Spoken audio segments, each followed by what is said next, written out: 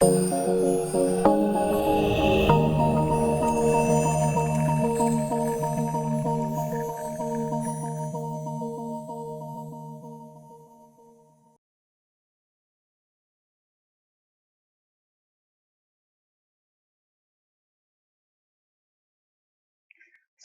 warahmatullahi wabarakatuh. Apa kabarnya hari ini? Mudah-mudahan kita semua selalu sehat ya. Di pertemuan kali ini kita akan bahas tentang himpunan atau set ya.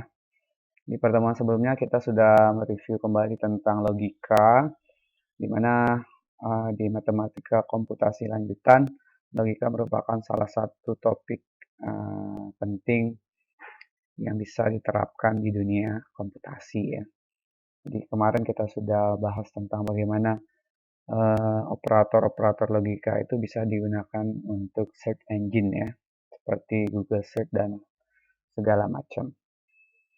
Berikut juga operator logika bisa untuk mengoperasikan bit, byte, string di dalam komputer ya, operasi komputer. Berikutnya, ini kita bahas tentang himpunan. Jadi kalau kita bahas himpunan, himpunan itu adalah kumpulan objek-objek yang didefinisikan dengan jelas ya. Jadi ini yang namanya himpunan. Dia harus didefinisikan dengan jelas. Nah, apa hubungannya ke dunia Anda? Di dunia Anda bahwa himpunan ini nanti akan merujuk ke database ya. Jadi dia akan didefinisikan secara jelas database nama, alamat, nomor HP, ya, kemudian dan yang lain-lain. Ini dia benar-benar jelas ya. Nah, dalam matematika contoh himpunan seperti ini, yang penting dia jelas tadi ya. Kumpulan mahasiswa, kumpulan objek. Tetapi pada saat nanti pendefinisiannya tidak jelas, maka itu dinamakan bukan himpunan. Nah, ini dia yang menimbulkan ambiguitas, makna ganda itu juga bukan himpunan ya. Ini kumpulan mahasiswa jurusan TI yang ganteng atau tidak ya. Kemudian notasi himpunan, himpunan biasanya dinotasikan dengan huruf besar ABC. Pada saat nanti indeksnya atau himpunannya banyak, maka nanti akan diberikan indeks ya. Di contohnya ini melambangkan bahwa A adalah himpunan yang isinya, yang anggotanya atau yang elemennya itu adalah 1, 2, 3. Di mana kurung kurawal itu menandakan tempat anggota ya di kurung kurawal. Jadi A kurung kurawal 1, 2, 3 itu artinya ada himpunan A yang isinya, yang anggotanya 1, 2, 3. Kemudian ada B himpunan X di mana gitu ya, atau dengan syarat. Jadi tanda garis itu dibaca dengan syarat gitu ya. Dengan syarat X lebih besar dari 3. Jadi kita bisa tahu yang angka-angka yang lebih besar dari 3. Jadi bisa nanti lebih besar dari 3, 4, 5, 6 gitu ya. Tapi jangan lupa di kurung kurawal ya. Ini tadi harusnya kurung kurawal. Dan seterusnya. Nah, ini nanti berhubungan dengan penulisan bilangan itu, himpunan itu sendiri. Kalau lebih besar dari 3 berarti ya lebih besar. Dia anggota bilangan real. Kalau real berarti bisa juga di antara ini 4,1. Ini kan bilangan real ya. 4, saya kasih titik ya. 4,1 dan lain-lain. Sehingga penyebutan dengan karakter bilangan real itu akan lebih menguntungkan.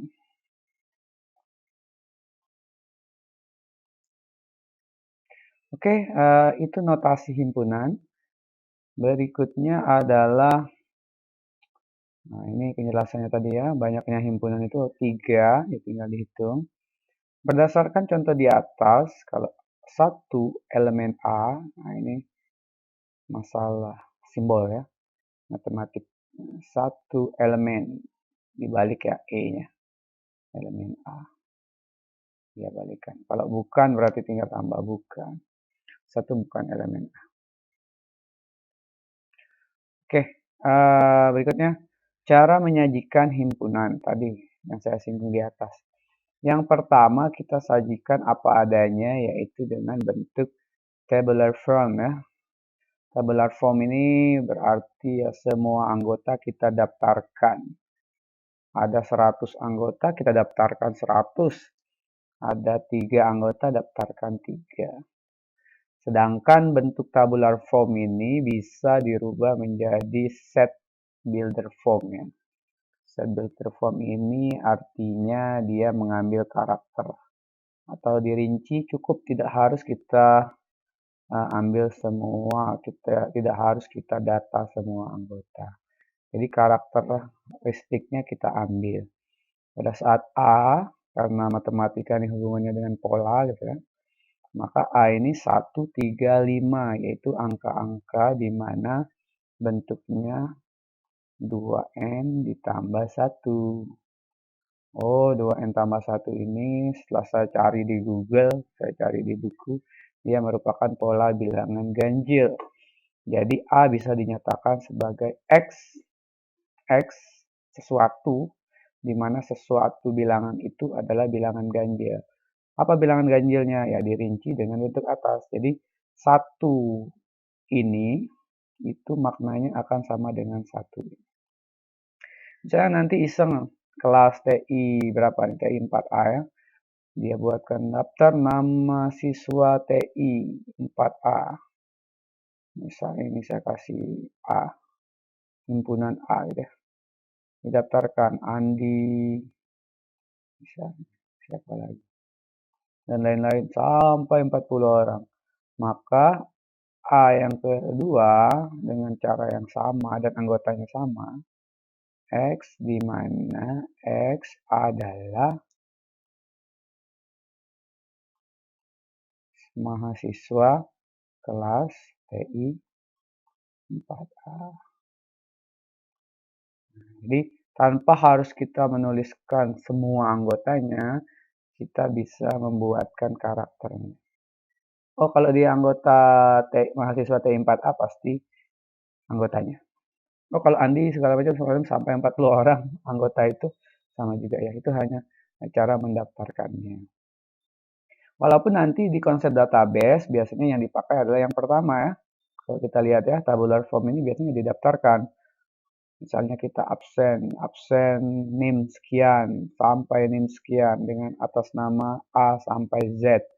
Tidak pernah dibuatkan langsung absennya TI 4A gitu kan. Karena dia lebih kepada bentuk penyajian ya, pendaftaran ya. Jadi didaftarkan semuanya. Oke, itu tentang cara menyajikannya. Bahkan biasanya di database yang paling sederhana Excel tabel itu menggunakan tabel biasa kan. Ini tabel nama, tabel alamat, nomor telepon, NIM, tabel untuk tanda tangan. Nah, berikutnya adalah jenis himpunan. Nah, ada kalanya himpunan itu nanti database yang kita punya itu ada himpunan-himpunannya ya secara matematis. Yang pertama, himpunan kosong ya, empty set, null set. Tidak ada isinya. Himpunan yang tidak memiliki anggota. Jadi bisa jadi dia tidak ada anggotanya. Nah, ini misalnya A, X di mana X manusia berkaki 4. Nah, ini kan tidak ada anggotanya ya. Secara matematis ini ada juga contoh X di mana X kuadrat sama dengan 4, X bilangan ganjil. Carilah X kuadrat di mana X-nya itu harus ganjil. Padahal kita tahu bahwa X-nya itu adalah plus minus akar 4 ya. Jadi plus minus bisa plus 2 atau minus 2. Nah, ini tidak mewakili ganjil. Karena sesungguhnya yang kita temukan adalah plus 2 dan minus 2. Sedangkan kedua angka ini bukan bilangan ganjil dan bisa dipastikan bahwa ini himpunan kosong ya, tidak pernah ada anggotanya. Nah, itu definisi himpunan kosong. Nah, suatu saat, misalnya di penerimaan, Anda buatkan perlombaan desain grafis, Anda panitia di situ, kemudian Anda buat pendaftaran, ternyata tidak ada yang daftar, ya itu berarti himpunan kosong. Jadi, daftar calon peserta lomba desain grafis, ternyata tidak ada yang daftar, ya kosong ya, jadi himpunannya kosong. Database Anda untuk perlombaan itu kosong, database namanya kosong, nomor teleponnya kosong, Google Form-nya tidak diisi ya oleh peserta. Oke, lanjut kita ke setelah kosong ya pasti ada isi ya. Nah, berikutnya ini adalah himpunan semesta. Nah, himpunan semesta ini atau universal set berarti himpunan yang memuat semua anggota yang dibicarakan. Jadi semua anggota yang dibicarakan itu ada. Jadi ini himpunan yang paling besar ya. Universal ya, universe, alam semesta ya. Jadi kalau kita mau membicarakan itu, maka yang lebih besar dari itu namanya himpunan semesta. Kalau kita punya pembicaraan seperti kamar, maka semestanya adalah rumah gitu ya. Atau ya lebih besar lagi dari itu. Misalnya, jadi semesta ini himpunan misalnya ngerumpi ya, Anda ngerumpi sesuatu, nah, maka nanti yang lebih besar dari itu apa yang Anda perbincangkan, itu namanya semesta. Oh, tadi Anda punya database nama, punya database alamat, punya kolom nama, kolom alamat, nomor gitu kan. Biasa kan kalau kita punya tabel nomor, terus nama, kemudian ada alamat, nomor HP gitu kan. Nah, data-data saya. Maka ini ada judul di atasnya. Di atasnya adalah daftar peserta desain grafis tadi. Nah, berarti yang menjadi semestanya adalah himpunan daftar peserta desain grafis, di mana isi dalamnya ada himpunan nomor, himpunan nama, himpunan alamat, himpunan nomor HP, gitu ya. Atau secara matematis kalau mau balik lagi ke sini, kalau tadi kita katakan dia sebagai bilangan apa nih? Bilangan ganjil ya. Kita pakai yang baru. Ini ganjil. Enggak mau ya. Pakai yang ini nih biar berwarna. Nah, kalau kelihatan, jadi kurang terang ya. Balik kita. Oke, saya hapus. Nah, ini bilangan ganjil. Lebih baik kita pakai ini aja. Nah, ganjil kita seperti ini. Wow, aneh ya. Terlalu besar. Ganjilnya adalah 1,135 dan seterusnya. Genapnya 246. Berarti genap dan ganjil. Paling tidak kita memilih bilangan asli. Paling tidak ya. Jadi bisa bilangan asli atau lebih besar lagi bilangan real. Yang penting apa yang kita bicarakan, kita membicarakan ganjil ada di situ. Oh, di dalam bilangan asli ada bilangan ganjil. Berarti cukup syarat bilangan asli menjadi semesta. Oh, di dalam bilangan ganjil ada bilangan genap. Oh, salah. Berarti itu tidak cukup. Berarti genap bukanlah semesta dari ganjil ya. Di intinya yang jadikan semesta haruslah ada anggota yang dibicarakan di dalamnya itu. 135. 135 ya merupakan bilangan asli. Karena kita tahu bahwa bilangan asli itu adalah 1, 2, 3, 4, dan seterusnya. Nah, sedangkan 135 ada di sini. Nah, dan seterusnya tadi.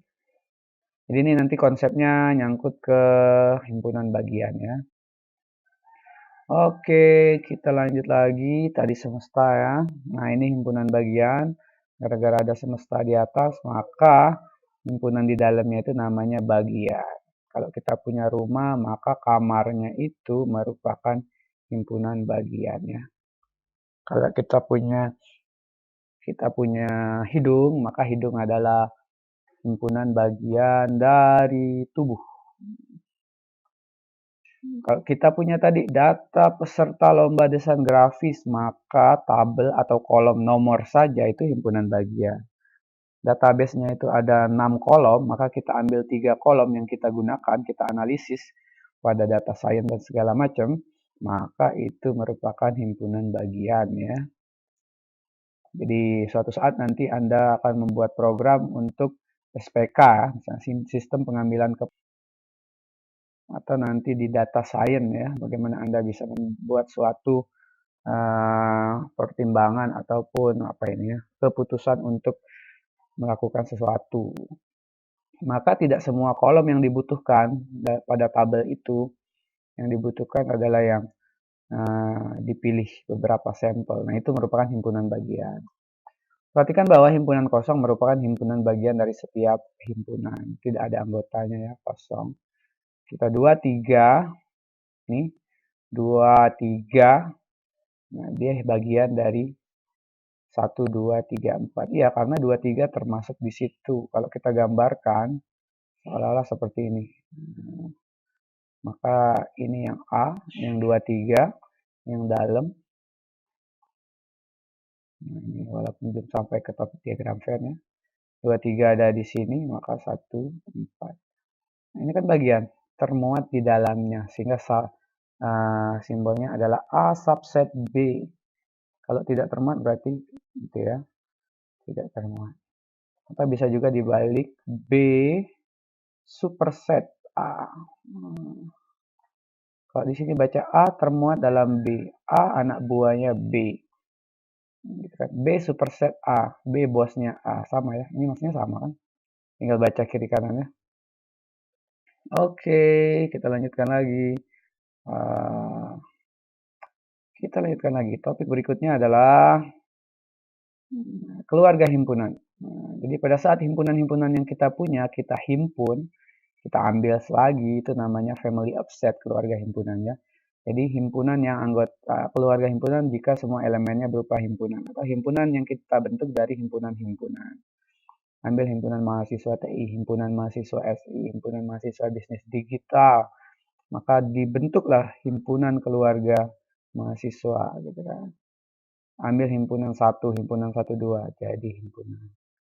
Nah, ini ke konsep database yang lebih kompleks nih. Database A, data dari A gitu, data dari B, data dari C, digabungin jadi super database ya. Berikutnya ada himpunan kuasa, power of set. Jadi himpunan yang ada di dalamnya. Ini kemungkinan himpunan ya. Jadi keluarga himpunan dari semua himpunan.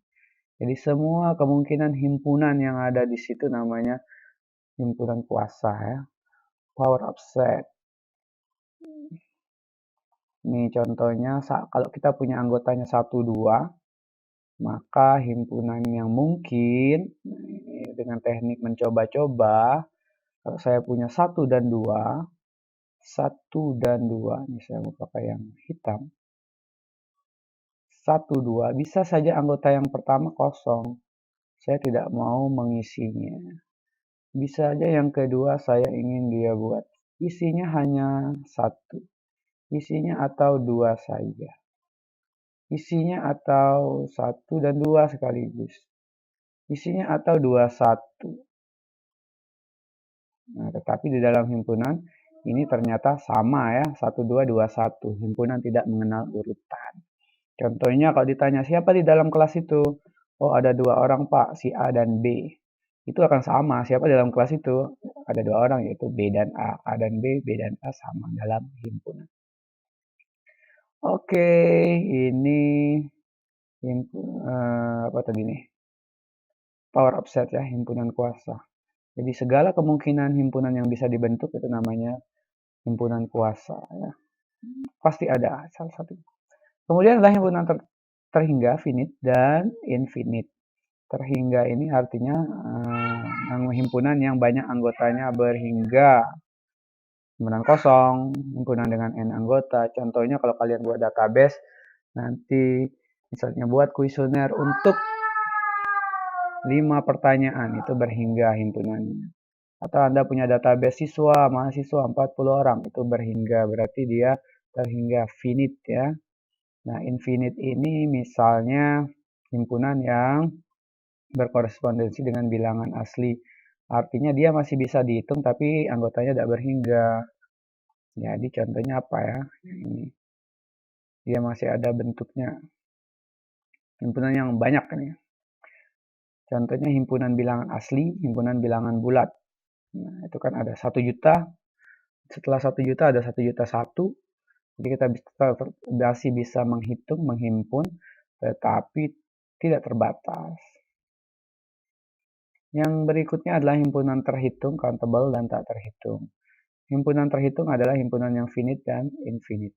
Jadi kalau kita buat tadi semacam diagram, nah ini di dalam tadi itu ada finite, infinite. Ini namanya terhitung. Nah, tidak terhitung itu di sini. Jadi tidak terhitung itu sendiri. Tidak terhitung itu sendiri. Kemudian terhitung itu di sini yang isinya itu adalah finite dan infinite di atas.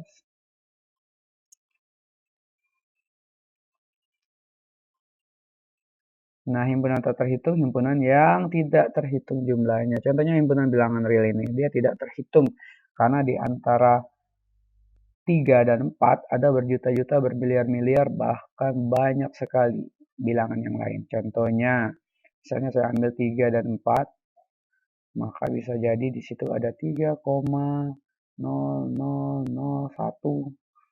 Ada yang 3,000000 panjang dari Sumaliat ke Belinyu atau Sumaliat ke Pangkal Pinang nolnya, baru dia 1. Jadi di sini tuh ada banyak, ada nama istilahnya kerapatan bilangan. Bilangan di sini sangat rapat ya. Di antara terdekat pasti banyak berjuta lagi. Di antara 3 dan 4 ada berjuta-juta atau banyak lagi. Bahkan di antara 3,000001 dengan 3,000000 lebih banyak nolnya sedikit, 1, maka dia akan banyak berjuta-juta dan banyak lagi di situ. Nah, itu dinamakan dengan tak terhingga banyaknya. Oke, terus itu ada himpunan saling lepas, disjoint set. Berarti ya tidak ada hubungan, saling lepas. 1, 2, 3, AB, contoh yang ini, maka dia saling lepas. Himpunan mahasiswa pria dan wanita di Indonesia, dia saling lepas ya. Kalau di Thailand mungkin tidak saling lepas. Ada yang kadang pria, kadang wanita ya. Nah, oke, lagi himpunan saling lepas, banyak ya. Contohnya Anda punya database nomor HP dengan nama, itu kan saling lepas. Ada Anda punya kolom database-nya nama, kolom database nama HP, saling lepas. Tapi misalnya Anda menggabungkan database A dan B, si A dan si B, bisa saja nanti dia ada irisannya. Kesamaan dua himpunan dikatakan sama jika elemennya sama. Dia tidak bergantung urutan. Ini A sama dengan B.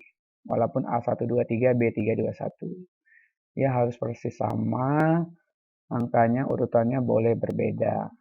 Bahkan kalau jumlahnya agak banyak, duanya sebanyak 3 kali seperti ini, dia tetap sama ya. Makanya efisiennya nanti ditulis tetap 1, 2. Nah, yang ini sama dengan F. Pada saat F dirinci, ternyata ya E itu sendiri. Berdasarkan sifat himpunan, maka A dikatakan sama jika A subset B, B subset A. Jadi pengembangan kata sama dengan itu diambil dari konsep himpunan. Kalau A sama dengan B, jika hanya jika A himpunan bagian B sekaligus dan B himpunan bagian dari A. Konsepnya sama, saling subset ya. Saling subset. Terus cara merepresentasikan himpunan, cara menyajikan ya sebenarnya ya. Ada yang namanya diagram Venn karena ditemukan oleh John Venn. Ini yang sangat populer kita sajikan. Ada himpunan semesta S atau bahasa Inggris kadang universal U. Ada himpunan yang kita buat, ada A, ada B, isikan anggotanya. Kebetulan ini disjoint set saling lepas. Kemudian jika contoh seperti ini, maka ada himpunan bagian di sini. B termuat di dalam A. B ada dalam A dengan himpunan semestanya seperti itu ya. Jadi pada contoh 1 tidak dapat dibandingkan atau comparable, sedangkan pada contoh 2 himpunan A dan B dapat diperbandingkan atau comparable ya. Kemudian diagram garis ini jarang kita temukan karena dia tidak begitu tidak begitu representatif. Dia hanya menyatakan untuk A subset. Kalau yang tadi kan kita bisa menyatakan yang comparable dan tidak comparable juga. Ini pada saat nanti tidak subset dia akan susah direpresentasikan. Makanya diagram garis tidak populer.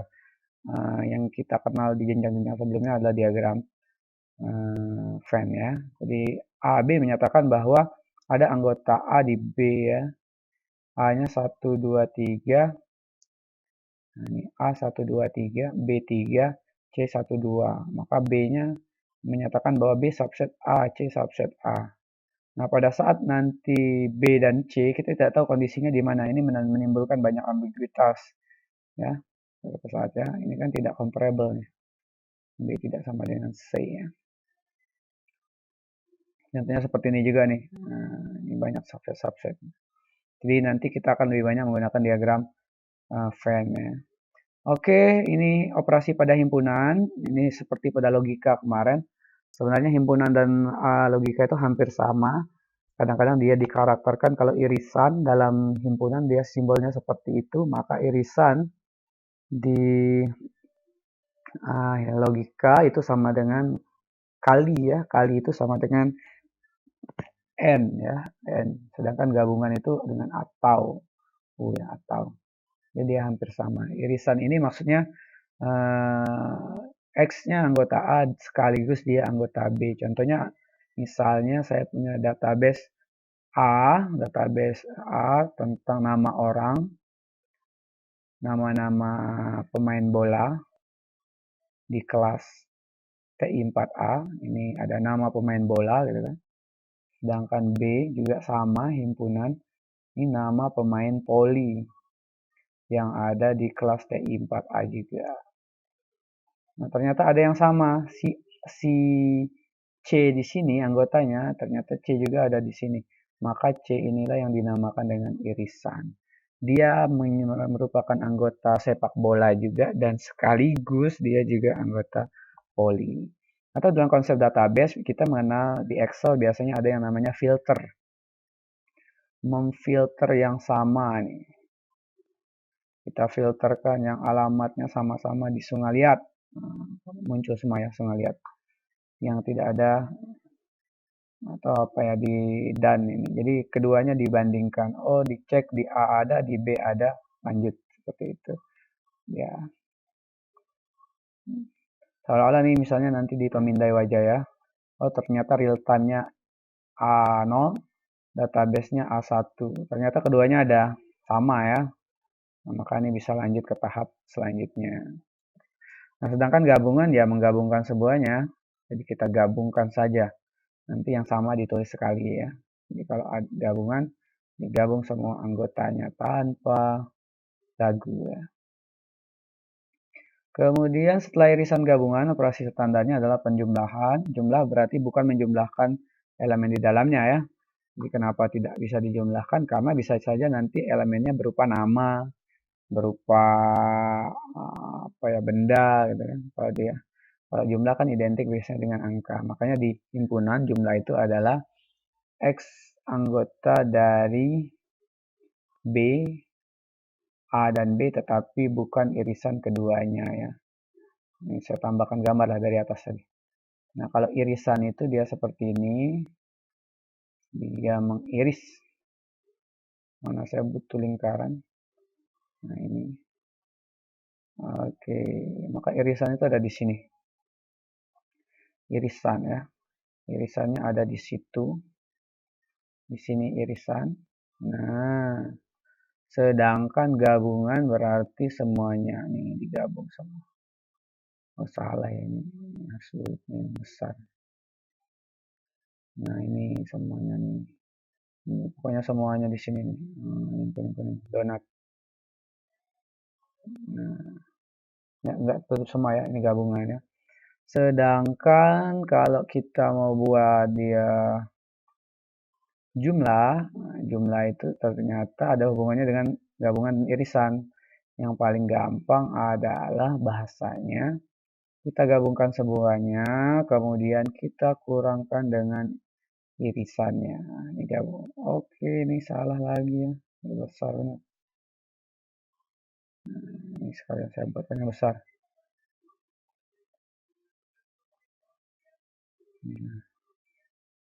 Saya punya himpunan A dan B.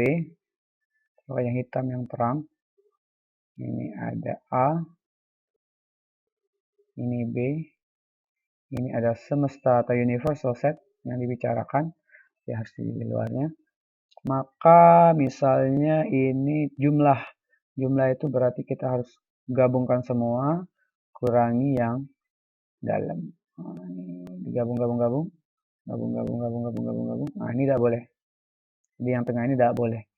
Jadi A gabung B kecuali ini. X bukan A irisan B. Bukan. Nah, bukannya. Sedangkan misalnya berikutnya selisih A kurang B itu akan berbeda dengan B kurang A. A kurang B itu artinya X anggota A tetapi tidak B. Jadi ini tidak boleh. Yang saya gambarkan ini, kalau ini saya gambarkan berarti ini B kurang A. Oh salah ya. B kurang A itu berarti dia hanya ini. Benar-benar B. Dia tidak boleh ada elemen A. Nah, ini tidak boleh nih. Sini tidak boleh. Kalau dia A kurang B berarti hanyalah anggota A. Tidak anggota B. Berarti irisannya itu tidak boleh masuk. Jadi hanya anggota A. Sedangkan komplement adalah di luarnya. Komplement di luarnya. Yang di luar A. Berarti termasuk bagian B sedikit ini ya. Seperti itu. Oke, untuk lebih jelasnya ini ada beberapa soal latihan. Boleh dikerjakan karena ada kunci jawaban juga kan. Nah, ini dipahami. Nanti akan saya tambahkan juga latihan-latihan di classroom. Diagram Venn. Ini kalau banyak nanti ABC, maka dari diagram Venn kita bisa melihat anggota-anggota yang ada dalam situ. Ini anggota dari A yang penting masuk dalam lingkaran A. A, B, H, J boleh. A, B, H, J boleh. A, B, F, H boleh. A, B, H, F salah. A, B, H, F boleh. Atau H, F, B, A boleh. Menuliskannya boleh. Tidak beraturan ya.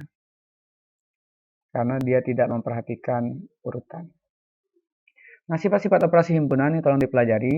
Ini juga sudah ada di logika kemarin, komutatif, asosiatif, distributif, identitas, idempoten, De Morgan. Kalau di logika ini hukum-hukum logika ya. Jadi banyak hukum logika itu akan dikerucutkan lagi, beberapa tetap berlaku di himpunan. Nah, ini latihan soal, tolong dikerjakan. Nomor 1, 2, dan 3 ya. Dikit sekali soalnya, cuma 3. 1, 2, dan 3 ini silakan dikerjakan di classroom, diupload kembali di classroom. Oh, ini ada 4. Jadi 1, 2, 3, 4 dikasih waktu paling lama minggu depan harus sudah ada uploadan di classroom. Jika ada yang mau ditanyakan, boleh diskusikan di WA group atau classroom. Oke, ini materi himpunan. Jadi apa hubungannya ke dunia kalian? Himpunan sangat dekat ataupun dasar dari konsep database. Himpunan juga nanti banyak anggota-anggota himpunan di dalam algoritma nanti kan. Di dalam database, pemindai wajah, di dalam apa ya, Anda buat program ini intinya database itu secara real time ataupun apapun itu nanti akan dikelompokkan pada tabel-tabel. Nah, tabel-tabel itulah yang namanya himpunan ya. Tabel nomor, tabel nama, tabel alamat. Kemudian kalau itu dikoneksikan nanti jadi keluarga himpunan, super tabel yang besar tadi ya. Oke, saya rasa cukup. Sudah 34 menit, tidak terasa lama ya. Demikianlah penjelasan di kuliah yang ketiga. Saya mohon maaf kalau banyak penjelasan yang terlewatkan ya. Silakan dipelajari dari video ini. Nanti kita diskusikan lagi di Classroom dan Zoom atau Google Meet ya. Demikianlah saya akhiri. Assalamualaikum warahmatullahi wabarakatuh.